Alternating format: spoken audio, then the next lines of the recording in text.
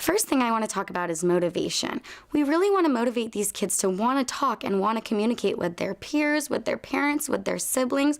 We want them to think it's fun to communicate, it's fun to use their language, and they're going to get something good out of using their language. Initial research showed that kids with autism could learn to talk, they could learn to socialize, but they thought of this as a task. It was really hard and not fun. So at the Koegel Autism Center, we've done a lot of research on motivating these kids to want to talk. And we found a lot of variables that really help these kids and teach them it's fun. We like to communicate. This isn't a bad thing. This is really, really fun.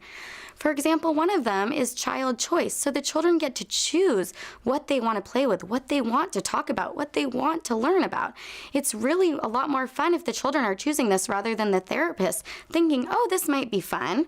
It's more fun if the children are choosing it themselves. Look at all the colors. What color piece do you want? The hair one.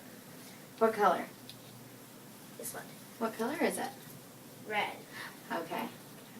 Another variable is task variation. This means you're going to vary the task a lot. You're not just going to drill the child on the same task. These are really hard things for these kids, so you could imagine how difficult it would be if you were drilling a child on something that's really hard for them. That's not going to be fun. So by really varying the task, you can teach these kids a lot more, and they're having more fun. It's not boring and it's not too hard for them. Another variable is using a natural reinforcer rather than an arbitrary reinforcer.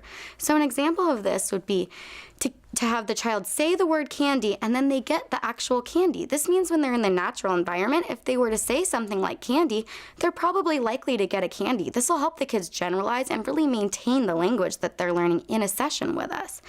And another variable is reinforcing attempts. So if these kids are working really, really hard to communicate, we want to reinforce that. We want to tell them, good job, you're doing such a great job and this is fun. And not just wait for them to make a perfect word. We really want to make sure if they're putting a lot of effort in, that they're getting something fun back. These are just a few techniques that I'm telling you about. For more information, visit the Koegel Autism Center website.